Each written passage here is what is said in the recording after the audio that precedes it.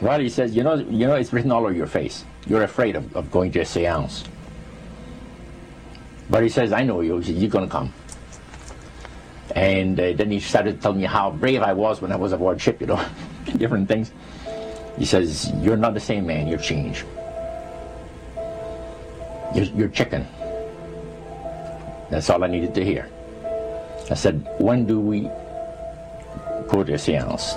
So one Saturday evening, we were in the place. It was the first time. Very beautiful place. The medium was a lady. She had a gorgeous new home in Montreal. And there were about 20 invited guests there, which I was one of them. And she communicated with the spirits for different people there. And they were telling them what the spirit said. One man said, I would like to talk to my friend that died 6 months ago. But I don't want him to appear. Just want to talk to him. Because he says, I don't trust you talking to my friend for me. So the medium says, let me inquire of the spirit. Yeah, the spirit will talk with you. And that big masculine voice was heard in the place. It says, hi Frank. It's nice of you to ask for me to talk with you. And they had a little chat. And after it was over, Frank says, this is the greatest thing on earth, to be able to talk with the spirits of the dead. Then the medium said, we have a very special surprise tonight for you people. A spirit will manifest itself openly here in a few minutes. And it's like a big gust of wind hit the building. And right through the wall. Now the lights were terribly bright, but they were like living room lights. A couple of floor lamps and maybe some of these. And that translucent being seemed to come right out of the wall. How did you feel right at that moment? It's almost like my heart stopped a little bit. You know, very weird feeling. So it was a lady in a beautiful evening gown, floorling. And she said to Mary, my dear sister, you are so wonderful to have asked for me. And Mary fainted and fell right off her chair on the floor.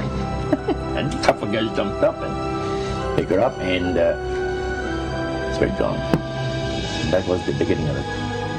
That's how you got into it. Yeah, that's the way I got into it. After a while, you see, there's something interesting about the human mind. You can adjust an awful lot of stuff. You can adjust to a lot of things that would terrify you to begin with. After a while, they become common and ordinary. So you mean contact with the supernatural can become commonplace and ordinary and doesn't bother anybody?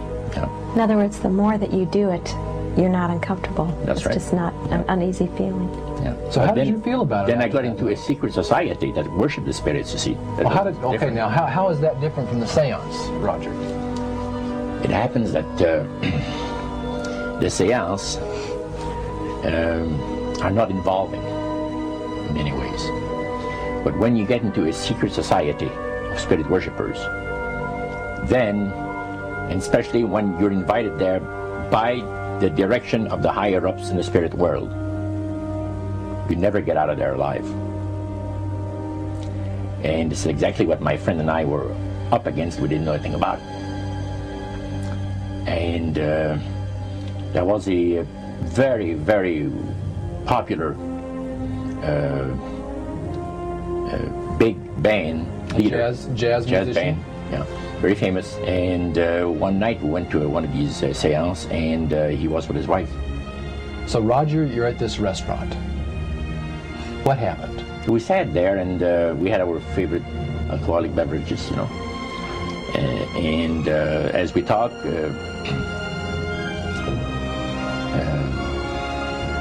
the band leader says, I want power. I go right to the source of power. And he says, how do you think that I became famous the way that I am? Well, I said, you must have had some good luck. Well, he says, there's no such thing as good luck. He says, there's either some power working for you somewhere, or you don't get ahead in this world. Not in my type of occupation. So it went from there. We got talking about spirit worship. Did it intrigue you? Or did it make you want to find out more about what exactly he was talking about? Yeah. So he said the supposed spirits of the dead that you're talking with are demon spirits. They're fallen angels. They're beautiful beings. Just set it out, just like that. Oh, yeah. It didn't make you uneasy when he said they were Well, just it shocked you a little bit, something that you first hear mentioned to you. He said, you guys have got a great future ahead of you. Because we've been told, the high priest of our society, secret society, has been told that the master has very special plans for you too. Now, what did he mean by the master? Satan. And we were interested to hear more about it. And he told us, he says, look, we worship spirits. We worship Lucifer and all his angels. They're just as beautiful as they did before they were cast out of heaven. He says there was a misunderstanding in the whole thing. He says among the inhabitants of the galaxies. And he says our master was misunderstood. And God did not bear with him like he does with people that make mistakes today. So we're in a warfare, good against evil. And we happen to be the evil ones, but we're not that bad. He says, I look at this business between the forces of good and evil. He says, you believe in one person believes in God, and everyone believes in Lucifer. It's like politics. So the great controversy is real. And you've heard someone talk about it that's on the other side. And to these people, they are sold to the fact that Christ will not return to this planet with power and great glory. He's going to abdicate all claims to the planet, because the high priest once said that Christ will abdicate all claims to the planet because he knows that it is lawfully and rightfully Satan's. And at that time, he says, so the priest says, well, now, he says, for those of you that are new, let me tell you that this is the most feasible way, he says, to please the spirits. It's to deride Christ and his people, and his church and all that. So they sing out of Christian hymnals. They didn't sing Christian words to the hymns, however. Well, they changed a lot of them. Yeah. And not for the good. It's a form of blasphemy. Such as you see today in the rock music world. You see the entertainers, they have these crosses. The ladies got earrings, crosses. The guys got crosses. This is a form of blasphemy, a form of deriding Christ. You see. Spirits cause the people to do that, to find pleasure in wearing this type of emblem, which is the cross is the emblem of the crucifixion of Christ to the Christians. Better to reign in hell than serve in heaven, is that it? Why not? I'm here on the ground with my nose in it since the whole thing began. I've nurtured every sensation man has been inspired to have.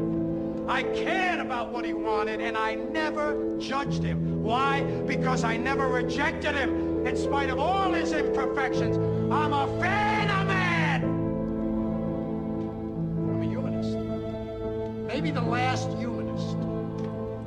Who in their right mind, Kevin, could possibly deny the 20th century was entirely mine?